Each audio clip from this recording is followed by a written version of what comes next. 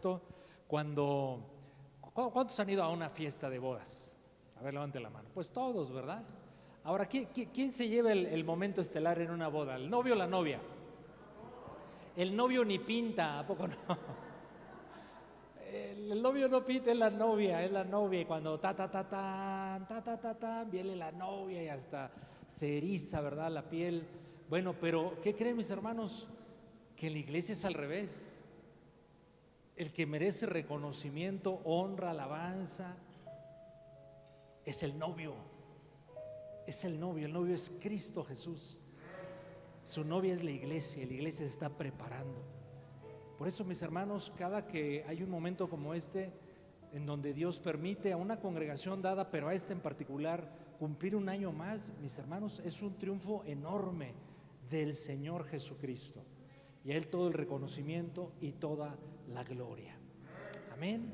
Bueno, vamos a comer la palabra del Señor en esta mañana. Vamos a pedir a todos los chiquitos vayan a tomar su clase ahí en sus salones con todas las medidas sanitarias correspondientes, y sus maestros y maestras están ya preparados para ello. Y saludar a los hermanos y hermanas que nos visitan por primera vez. Si pueden levantar su mano, si hay alguien que venga por primera vez a esta reunión. Parece que no, somos todos de casa, aunque tenía tiempo mi querido Chucho y Martita Rendón de no venir. Qué gusto nos da verles y escuchar las buenas noticias de nuestra querida Marlene. Saludos a todos en casa, por favor. Bien, mis hermanos, vamos a abrir nuestras Biblias en Efesios capítulo número 2 para leer el versículo número 19 y 20. Efesios 2, 19 y 20, por favor. ¿Estamos ahí? Hemos retomado la acción de darles un boletín para que vaya siguiendo ya el programa que se ha ido normalizando de la iglesia, y avisos correspondientes y una sección interior para que usted tome todas las notas que crea pertinente registrar, que el Señor le esté hablando a su vida, y repase durante la semana lo que Dios le habló a la iglesia en el día del Señor, que es el domingo. Y bueno, dice Efesios capítulo número 2, versículo 19 y 20. Así que ya no son extranjeros ni advenedizos, sino conciudadanos de los santos, miembros de la familia de Dios, edificados sobre el fundamento de los apóstoles y profetas, siendo la principal piedra del ángulo Jesucristo mismo. Ya no somos, mis hermanos, ni extranjeros ni advenedizos, somos miembros de la familia de Dios. Padre, necesitamos oír tu voz en este domingo, porque queremos conocerte más, Señor. Queremos saber cuál es tu voluntad específica para nuestras vidas, pero necesitamos también una palabra que aliente nuestra fe, nos fortalezca, nos dé ánimo. Pero también, Señor, necesitamos ser equipados, capacitados y corregidos, porque todo lo necesitamos. Ayúdanos en los próximos minutos, que tu Espíritu Santo nos ilumine a todos. Y en lo personal suplico, Señor, me des de tu gracia delante de tu pueblo. En el nombre de Jesús oramos, amén. Y claro, siempre saludamos a nuestros queridos hermanos y amigos que se conectan en la transmisión. Que Dios los bendiga también. Bueno, todos conocemos, es parte de la cultura, el oír y el usar eslogan. Todos saben lo que es un eslogan, ¿verdad? Una frase como una muy popular del centro comercial que está aquí solamente enfrente, ¿no? Que dice que Liverpool, ya le estoy haciendo el comercial, es parte de tu vida. Y no me digan que no, todas las damas sí es parte de su vida, bueno, la mayoría. O aquel que se ve un poquito más sofisticado en hábitos de consumo y dice: yo soy totalmente, sí, bien que sabemos, ¿verdad? Ya hace mucho tiempo, cuando la mercadotecnia cobraba auge, yo estaba muy pequeñito y ustedes dirán: no hace tanto, mis hermanos. Hubo una frase que se quedó registrada en la mentalidad del consumidor y decía: ¿a que no puedes comer solo una? Y eran las sabrosas Sabritas, ¿no es cierto? Y a mí me encanta un eslogan de las farmacias del ahorro. Creo que en ese eslogan se resume muy bien quién es esa organización y lo que quieren. Dice: te queremos bien, ¿no? Bueno, en esta iglesia, mis hermanos, desde hace años usamos un eslogan, una frase con la cual tratamos de comunicar el énfasis de lo que queremos ser como congregación cristiana. Y el eslogan es que queremos ser un lugar para comenzar, pertenecer y llegar a ser. Un lugar para comenzar, pertenecer y llegar a ser. Y es que, mis hermanos, la iglesia, y vamos a hablar de ese tema, porque creo que el día de hoy amerita hablar de la iglesia, de la novia que se prepara para ser esposa, que espera preparada al novio, que es nuestro Señor Jesucristo. Saben ustedes que Dios estableció instituciones para cumplir propósitos en la tierra, pero para bendición de los seres humanos. Y Dios creó al matrimonio, por ende a la familia, pero también creó naciones, gobierno, y en el último, digamos, en la última gran etapa de la historia de la humanidad, creó a la iglesia, instituyó a la iglesia. Y de todas estas, les aseguro, la más importante es la iglesia. Porque la iglesia es el único movimiento que Cristo Jesús estableció para que lo representara aquí en la tierra. Y además la iglesia es la única institución que va a trascender por la eternidad. Sí, mis hermanos, me gusta mucho como un autor escribió acerca de lo que para él era la iglesia, y él decía, es que la iglesia es la sucursal del cielo en la tierra. Dios llama pues a su iglesia novia, esposa, pero la llama cuerpo. Y no podemos decir, mis hermanos, que nos importa Cristo y no nos importa su novia, que nos importa Cristo y no nos importa su esposa. ¿Verdad que no? Eso no puede decir, Luca, me caes muy bien tú, pero tu esposa, eso es una ofensa para Luca, ¿verdad? O para cualquiera de nosotros, o sería una ofensa. Amar a Cristo, mis hermanos, implica amar a la iglesia. Así es que vamos a hablar de la iglesia, del cuerpo de Cristo, porque somos miembros de la familia de Dios y eso es la iglesia. Y quiero tomar ese eslogan que les acabo de comentar. Queremos que esta iglesia sea un lugar para comenzar, pertenecer y llegar a ser, y explicarles desde nuestra perspectiva qué significa cada una de esas frases. ¿Por qué decimos que la iglesia es un lugar para comenzar? Porque el punto de partida de la vida cristiana ciertamente es la salvación. Pero por la salvación entramos a la familia de Dios. Voy a citar un texto que todos conocemos de memoria. Juan capítulo número 1, versículos 11 al 13. Acerca de Jesús dice el evangelista Juan, a los suyos vino y los suyos no lo recibieron.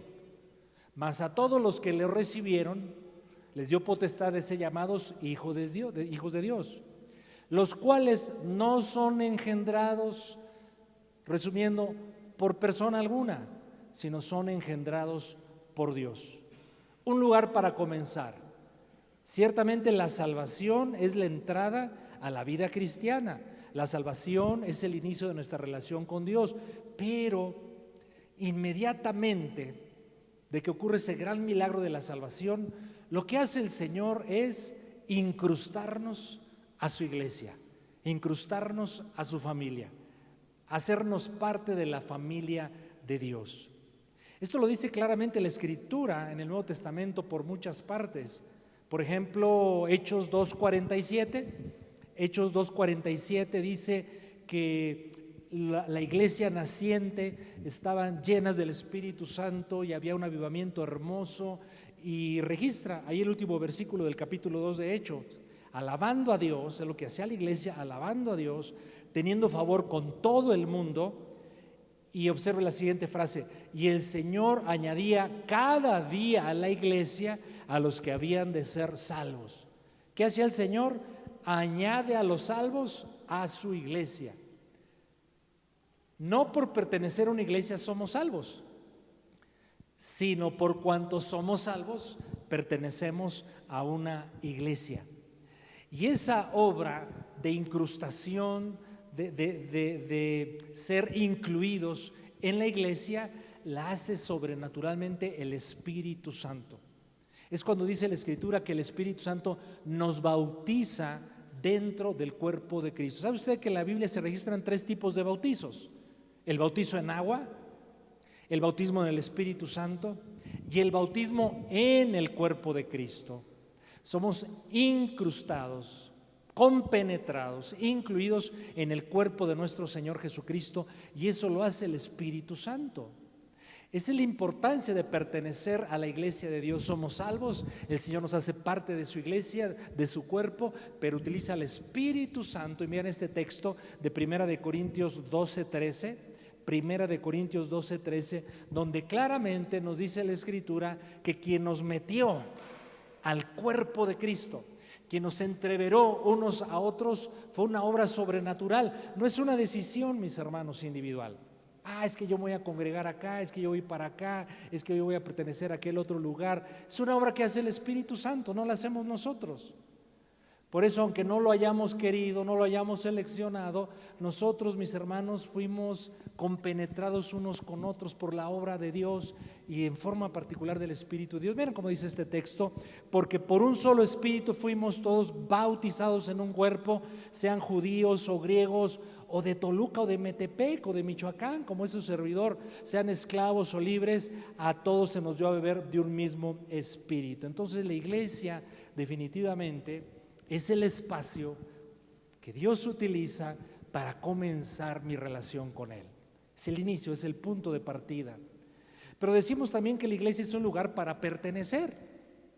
¿En qué sentido usamos esta expresión? Pues que Dios, mis hermanos, un anhelo de Dios es que Él ¿saben ustedes que Dios quiere tener una familia?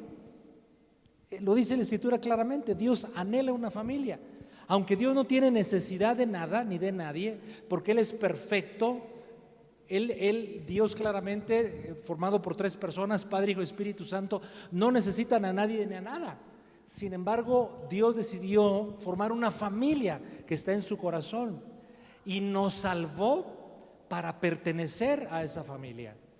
Dice Efesios 2:19, el texto que leímos al inicio: así que ya no somos extranjeros ni advenedizos, sino somos conciudadanos de los santos. Pero subraye la siguiente frase: somos miembros de la familia de Dios. Entonces fuimos salvados, mis hermanos, para pertenecer a una gran familia, cuya expresión visible, concreta, palpable aquí en la tierra es la iglesia, y por la eternidad, mis hermanos, también vamos a trascender por la eternidad. Al hacernos miembros de una familia consanguínea, todos tenemos un apellido, ¿verdad? En México 2 apellidos, porque pertenecemos a papá y a mamá, eso significa el apellido. Formamos parte de una familia. En mi caso, de su servidor, formo parte de la familia Ramírez Sámano.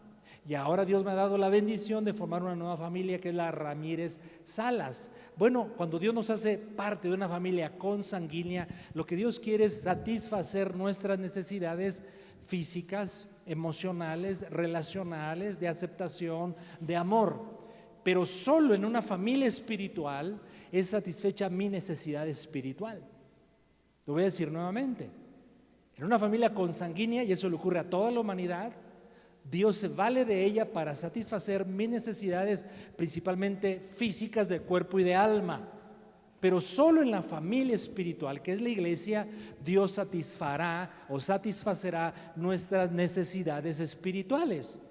Por eso el Evangelio de Juan, en el capítulo número 15, versículos 4 y 5, Evangelio de Juan 15, 4 y 5, leemos una encomienda de Jesús, una exhortación de Jesús, un deseo de Jesús, un mandato de Jesús: permanezcan en mí y yo en ustedes. Como el pámpano, la ramita de la vid, no puede llevar fruto por sí mismo si no permanece en la vid. ¿Quién es la vid? La vid es Cristo, en esta figura hermosa de Juan capítulo 15. Así tampoco nosotros, aunque dice el texto vosotros, pero es la iglesia, nosotros, si no permanecemos en el Señor. Sigamos leyendo 15: yo soy la vid, vosotros los pámpanos, el que permanece en mí y yo en él, este lleva mucho fruto. Pero subraye la última expresión del versículo: porque separados de mí nada pueden hacer. Separados de Cristo nada podemos hacer, pero separados de la vid, que es Cristo, siguiendo esta figura, pero asociémosla ahora al cuerpo de Cristo, separados del cuerpo de Cristo, ¿qué creen, mis hermanos? Que tampoco nada podemos hacer. Es el plan perfecto de Dios. El plan de Dios es que formemos parte de una familia espiritual. ¿Por qué? Porque separados de Cristo y de su familia espiritual, nada podemos hacer. Ciertamente en una familia, vuelvo al terreno de lo natural, hay papá. Le pregunto a usted con el conocimiento bíblico que tiene, ¿en la familia espiritual, en la familia de Dios hay papá? Tenemos un Padre eterno en los cielos, ¿no es cierto? Él es nuestro Padre celestial.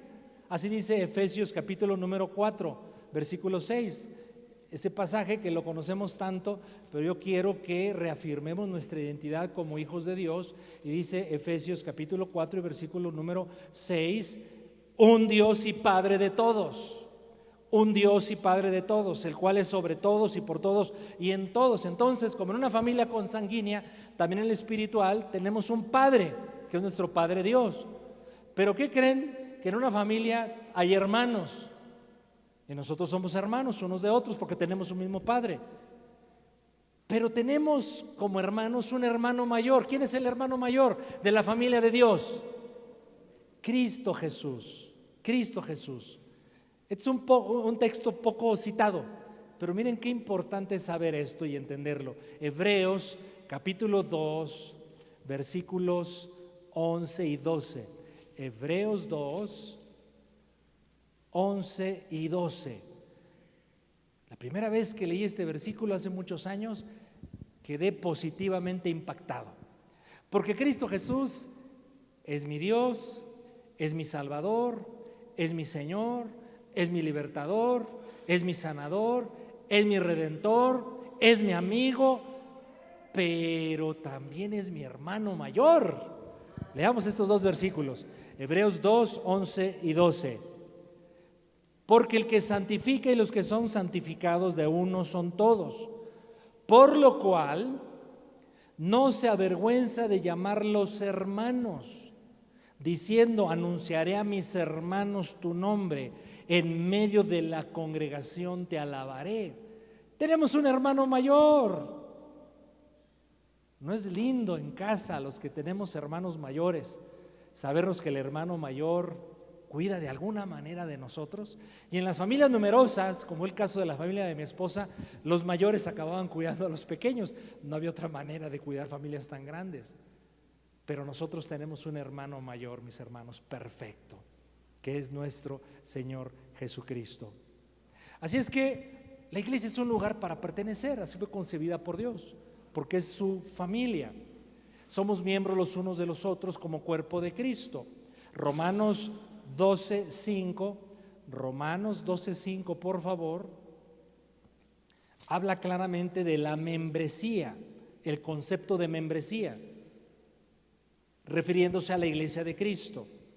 Dice Romanos 12:5, así nosotros, siendo muchos, somos un cuerpo en Cristo, todos miembros los unos de los otros, todos miembros los unos de los otros. Más de 50 veces aparece en el Nuevo Testamento la frase unos a otros o unos con otros, queriendo enfatizar la enseñanza neotestamentaria, la necesidad de pertenecernos unos a otros como cuerpo de Cristo. ¿Saben ustedes que el concepto de membresía, ahora tan usado por las organizaciones comerciales, es un concepto inicialmente cristiano? No hace mucho leí que la empresa llamada Costco, tan importante aquí en la comunidad, el 80% de sus ganancias vienen por el pago de la membresía. Esa empresa vende lo que quieran en productos y uno diría, hombre, han de ganar muchísimo dinero por tantas ventas que tienen. Pues resulta que el 80% de sus utilidades vienen por la cuota que pagamos los miembros de Costco. Qué importante es pertenecer a algo, ¿verdad? Y ser miembros de, bueno, el concepto de membresía, de ser miembro, de participar, es originalmente cristiano. Y entonces se nos ordena que los unos a los otros nos amemos, que oremos unos por otros, que ofrendemos unos a otros, que nos amonestemos, que nos exhortemos unos a otros. La Biblia dice que nos saludemos unos a otros, que nos sirvamos, que llevemos las cargas unos de otros, que nos perdonemos unos a otros, que honremos unos a los otros, que nos sometamos unos a otros, que rindamos cuentas unos a otros y que nos comprometamos unos con otros, porque un elemento distintivo de ser miembro de algo es el compromiso. Cuando decimos entonces que una iglesia debe ser un lugar para pertenecer, se espera que el miembro de la iglesia se comprometa con ese cuerpo, con esa familia. Se comprometa en primer lugar a cosas tan básicas, por ejemplo, con asistir a las actividades de la iglesia. Se comprometa a participar en las responsabilidades de la iglesia. Se comprometa a cooperar con lo que la iglesia implica en sus responsabilidades. Se comprometa con aportar a la iglesia, se comprometa a cuidar a esa iglesia, se comprometa a ser leal con esa iglesia. No podemos decir que pertenecemos a algo si no hay estas características y actitudes en aquel que se dice ser miembro. Dios, mis hermanos, hablando de pertenencia, utiliza en la Biblia figuras hermosas para referirse a la importancia de estar siendo, digamos, parte como miembros de un cuerpo llamado iglesia. En el Antiguo Testamento, en el Salmos 92, por favor, versículos 12 al 15, aquí utiliza el Espíritu Santo una figura hermosa para darnos a entender la importancia de pertenencia, porque eso debe ser la iglesia, un lugar al cual Dios quiere que pertenezcamos, no en una forma meramente, digamos, de deseo, conceptual, mística, sino práctica. Dice entonces Salmos 92, 12 y 15, o 12 al 15, mejor dicho: el justo florecerá como la palmera. Eso es lo que Dios quiere, que tú florezcas en tu vida. Crecerá como cedro en el Líbano. Miren qué bonitas figuras utiliza la palabra del Señor para describir lo que Dios quiere que tú y yo seamos. Una palmera soporta, ¿verdad?, los vientos fuertes y se dobla y parece que se va a romper, pero pasado el viento regresa a su posición original. Pero un cedro, también dice el texto, un cedro es de las maderas más fuertes y de los árboles más grandes que existen. Dice el versículo número 13, ¿cómo ocurrirá esto?, pregunto yo, y responde el versículo 13, plantados en la casa de Jehová, en los atrios de nuestro Dios, florecerán. La iglesia entonces, mis hermanos, es un lugar para pertenecer, para ser miembros, para estar verdaderamente vinculados unos con otros. Pero la iglesia debe ser también fundamentalmente un lugar para llegar a ser. Hoy estoy hablando de una frase que describe mucho lo que queremos ser como iglesia: un lugar para comenzar, mi relación con Dios, la puerta de entrada de la salvación. Ahí el Señor me incrusta en su familia. Queremos que la iglesia sea un lugar, mi hermano Raúl, para pertenecer, para ser miembro, para ser parte, miembros unos de otros. Pero la iglesia debe ser un espacio también para que podamos llegar a ser. ¿Y llegar a ser qué? Uno de los valores centrales de la Iglesia Universal y de este en particular es la centralidad de la palabra de Dios. ¿Cómo me importa a mí como pastor, mis hermanos, que conozcamos bien la palabra del Señor, bien la palabra del Señor? Para reafirmar esta frase que acabo de decir, este comentario, me gusta mucho apoyarme en segunda carta a Timoteo, que es la frase que utiliza nuestro instituto bíblico para dejar ver lo que queremos lograr a través de él. Segunda de Timoteo, por favor, capítulo número 2 y versículo 15. ¿Cómo me interesa a mí que esto sea una realidad en medio de nosotros? Procura con diligencia presentarte a Dios aprobado como obrero que no tiene de qué avergonzarse, que usa bien la palabra de verdad. Ese es uno de los grandes enfoques que queremos darle a todo lo que aquí ocurre en la congregación, que tú conozcas bien la palabra del Señor, no que la conozcas, no que la oigas nada más, que la conozcas bien, la palabra de Dios, y te presentes delante de Dios, no como un creyente cualquiera, sino como un obrero calificado y aprobado por Dios. Entonces, ¿qué queremos llegar a ser? Bueno, tenemos que ser bíblicos, no puede ser de otra manera. Fuimos creados, mis hermanos, para ser como nuestro Señor Jesucristo. Creo que en mucho esta generación, y estoy generalizando por supuesto, ha perdido el enfoque acerca de cuál es el objetivo más importante que Dios tiene con nosotros. Y ahora utilizamos mucho la palabra bendición. Es que Dios quiere bendecirme. No hay duda al respecto. Dios quiere bendecirme y me bendice mucho. Pero si tú seleccionaras de toda la Escritura, ¿qué es aquello principal que Dios quiere hacer contigo y conmigo? Es hacerme como su Hijo Jesucristo. Entonces, cuando decimos un lugar para llegar a ser, ¿a qué nos estamos tratando de referir? Un lugar donde lleguemos a ser literalmente como nuestro Señor Jesucristo. Dice Romanos 8:29. Romanos 8:29, porque a los que antes conoció, o sea, nosotros, también los predestinó, o sea, hay un destino,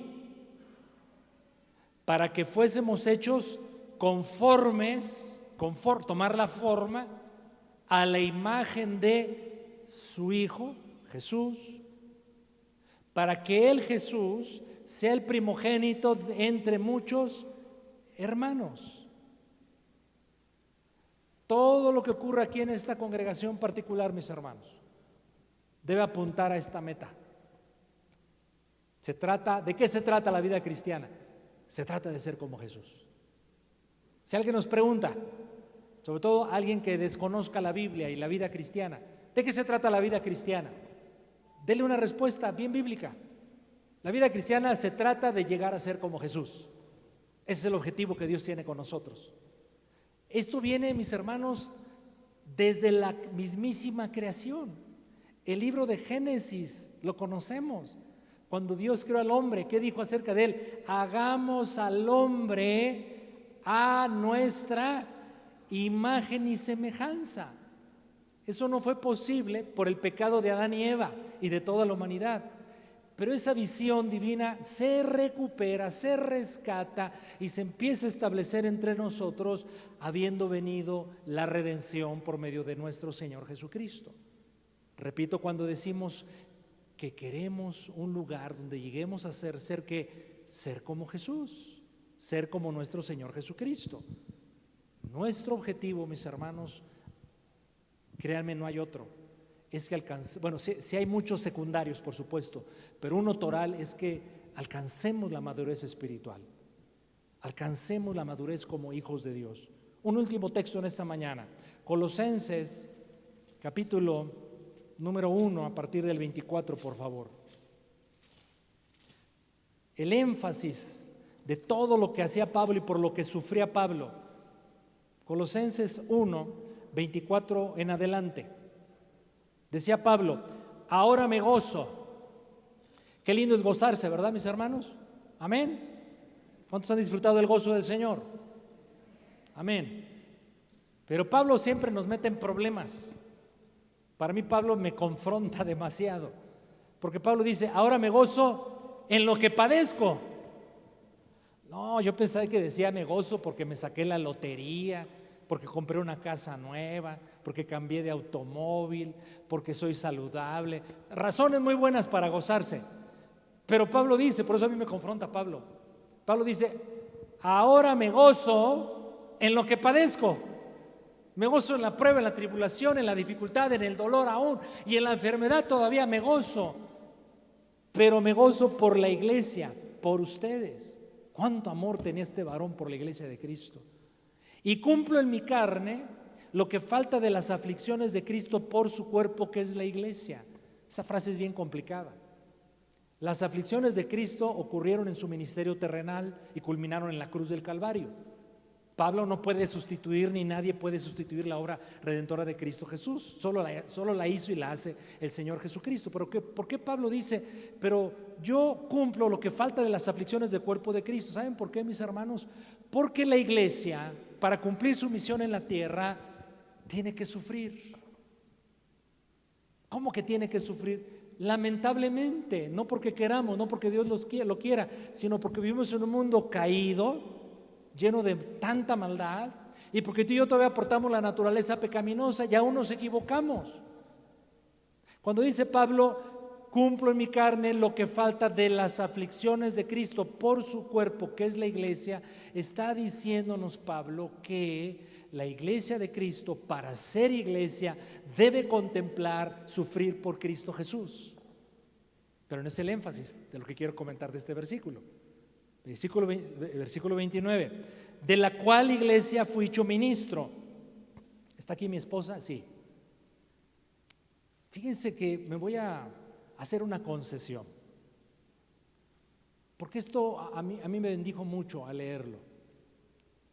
Y la concesión la hago delante de ustedes por el respeto que sé que me tienen y me lo van a permitir. Servir a Cristo implica sufrir. Se sufre por muchas cosas en la vida, mis hermanos. Se sufre cuando te duele la panza por tragón. Se sufre si te pega el coronavirus. Se sufre si tienes un problema económico. Se sufre si tienes un problema conyugal. Se sufre de tantas maneras. Le he platicado que un muy querido pastor nuestro, una hermana le pidió: pastor, ore por mí para que no sufra. Con mucho gusto, hermana. Y empieza a orar por ella: Señor, mata a mi hermana en este momento. Y la hermana le dice: pastor, ¿qué le pasa? Pues es que ella no quiere sufrir, no hay otra manera, más que solo muriendo, ¿verdad? Pero mi hermano, aquel que quiere dar fruto para el Señor, aquel que quiere hacer la obra de Cristo en esta tierra, aquel que en verdad le da prioridad al avance del reino de Dios, aquel que ama las almas y quiere verlas consagradas al Señor, va a sufrir. Va a sufrir. Pero más nos vale tomar el ejemplo de Pablo, que él dice: me gozo en lo que padezco y sufro en mi carne aún las aflicciones de Cristo. Cristo no tiene aflicción. Cristo es Cristo, Cristo es Dios, Cristo es perfecto. Pero en cierto sentido Él se aflige por las aflicciones de la iglesia de nuestro Señor Jesucristo, de una iglesia consagrada, de una iglesia que ama al Señor, de una iglesia que sabe lo que cuesta ganar un alma para Cristo y tratar de conducirla hacia la madurez espiritual.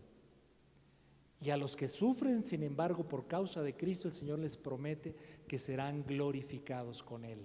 Así dice Romanos, capítulo número 8. Pero no es lo que quiero comentar de este pasaje. Sigamos leyendo.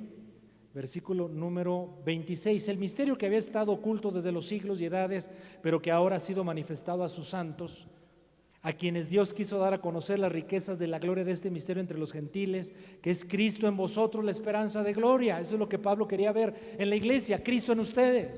De eso se trata, Cristo en ustedes.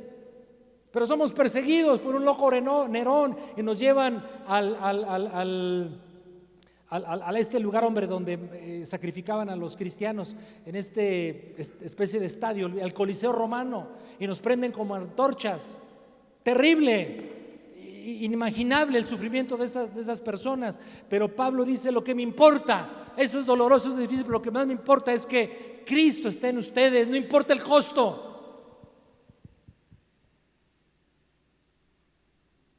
Pero versículo 28, a quien anunciamos, mi hermano Mauricio, a quien anunciamos, amonestando a todo hombre y enseñando a todo hombre en toda sabiduría, a fin de presentar perfecto en Cristo Jesús a todo hombre.